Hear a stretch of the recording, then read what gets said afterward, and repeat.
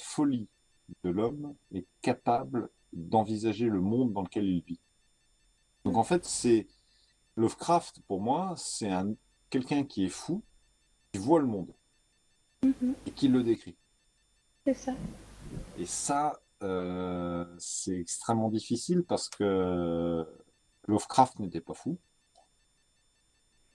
il était même très cultivé. Il a essayé d'imaginer quelque chose, mais bah, il lui manque la folie. Ça, c'est un truc que Ah, si. j'aurais envie de reprocher, entre guillemets, à Lovecraft, mais je peux pas parce que reprocher à quelqu'un qui lui dit ah, bah, t'as écrit un truc, t'étais pas fou, un peu con. Et Mais, Nabokov. mais il a essayé d'imaginer le monde de la folie. Les histoires extraordinaires de Edgar Allan Poe. Ah bah, Poe, c'est pareil. Ça, C'est c'est J'ai un très peu de trop exactement le mal bien. même avec Poe. processus. J'ai jamais accroché, je sais pas. C'est tellement Eh ben, génial, putain. ouais, c'est exactement le même processus. C'est que quand on prend quoi, double meurtre dans la rue Morgue, on est Oui. exactement dans ce principe-là. Si vous C'est-à-dire voulez, qu'il je peux faut vous lire le début de Lolita. le début de. Lolita. Lolita. Alors, on t'écoute. Il est bien en plus. Alors, alors là, je suis tout oui. Est-ce que sur Alors, TS, excuse-moi, juste avant que tu commences, est-ce que sur TS, il y a une manière de monter le son d'une seule personne? Oui, Oui, tu tu oui. cliques cliques droit. droit. Je vais aller me coucher, donc bonne nuit à tous, bonne Ouais. histoire et Mais en plus, il y a plein de monde en fait. On Bonne dirait nuit. Ben qu'on est, on oui. est trois et demi, mais en fait, non, il y a un pas milliard de qu'on est personnes. 5. Ouais. Alors, Et on est Écoutez en live. nos conneries là. je vous Et dis on est en Lolita. live. Bon, allez, bonne nuit. Bonne nuit. User Bonne Bonne nuit. nuit. disconnected from your channel. Ben oui, moi je veux entendre Lolita parce que c'est Ah, mais la ça va être nuit f- blanchiture, ça va être trop bien. C'est trop ouais, bien. mais c'est la façon de le Est-ce dire qu'il y a encore mon verre? Parce que là, je sors la fait le bouteille de texte. vodka, moi. Je sors la vodka. J'ai pas de verre. Alors, je vous lis pas l'avant-propos, hein, vous connaissez. Non, Si. non, lis-nous le texte. Lis-nous le On texte veut qu'on le rentre numéro des dedans. pages. Ouais, surtout qu'il commence trop bien. Lolita, lumière de ma vie, feu de mes reins. Mon péché, mon âme.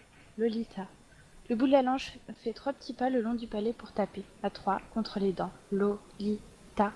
Le matin, elle était l'eau, simplement l'eau, avec son mètre 46 et son unique chaussette.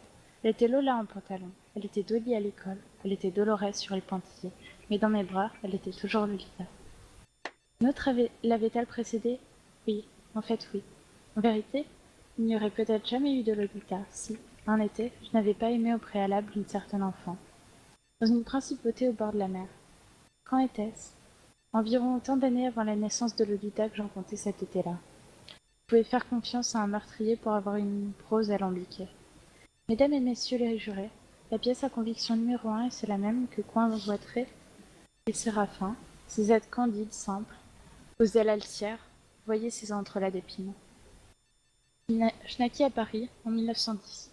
Mon père, homme doux et accommodant, était un Macédoine. Vous dites si je lis mal, hein. Non, Était un Macédoine de jeune ratio.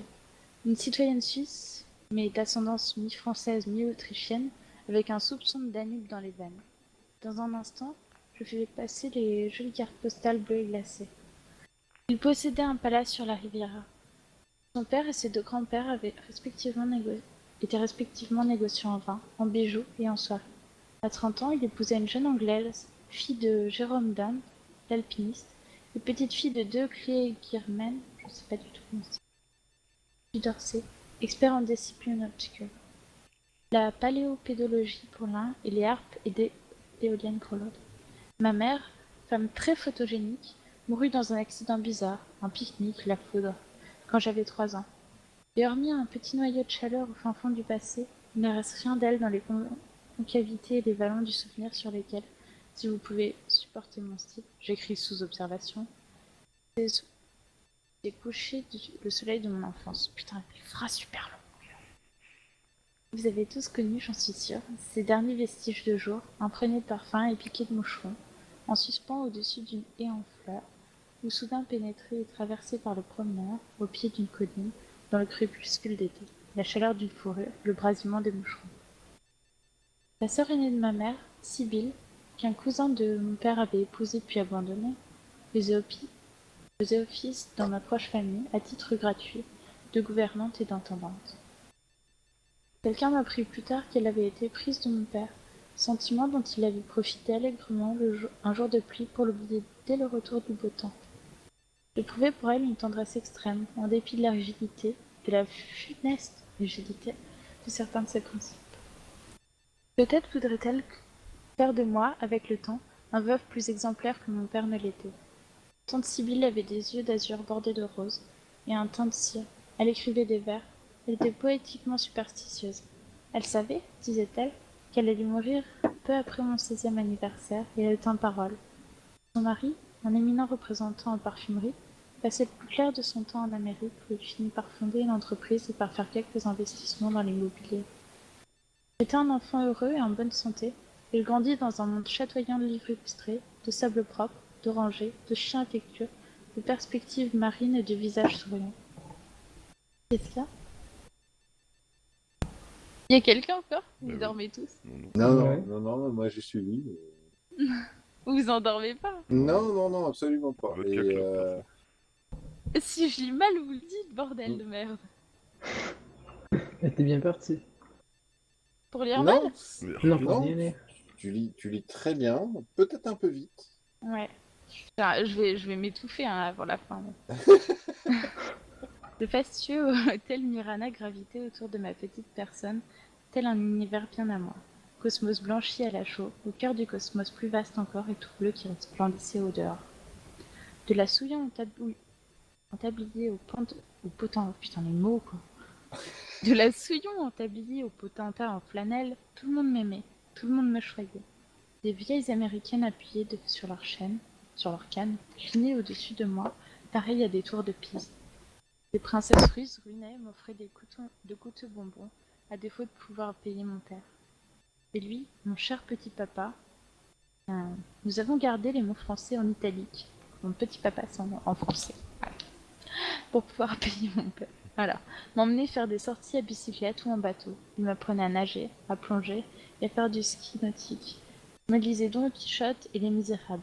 Et je l'adorais, le vénérais, je me réjouissais pour lui chaque fois que je prenais les commentaires des employés sur ses différentes amies, ces belles et aimables créatures qui faisaient si grand qu'elle et moi, où coulaient et versaient de précieuses larmes sur l'enfant enjoué mais l'orphelin de mère que j'étais.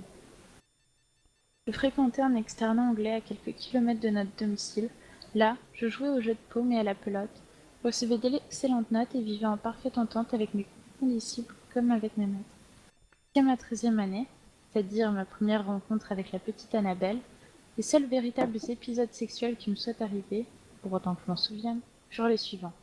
Une discussion solennelle, chaste et purement théorique sur les surprises de la puberté qui eut lieu dans la roseraie de l'école avec un petit Américain, fils d'une actrice de cinéma fort célèbre à l'époque et qu'il n'a rencontré presque jamais dans un monde tridimensionnel, et quelques réactions singulières de mon organisme à la vue de certaines photographies, toutes de nacre et d'ombre, avec des failles de chair infiniment douces, dans le somptueux ouvrage de Pichon, La beauté humaine, que j'avais subtilisé dans la bibliothèque de l'hôtel, l'extrayant de dessous une montagne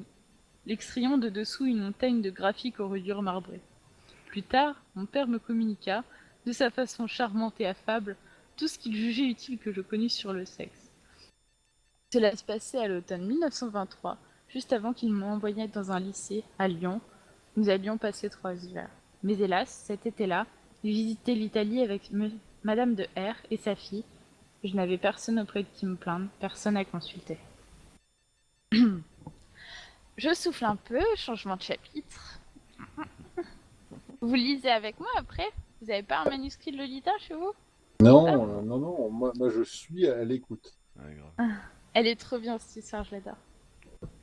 Alors, Annabelle avait, tout comme le présent auteur, une double ascendance, moitié anglaise, moitié hollandaise, dans son cas.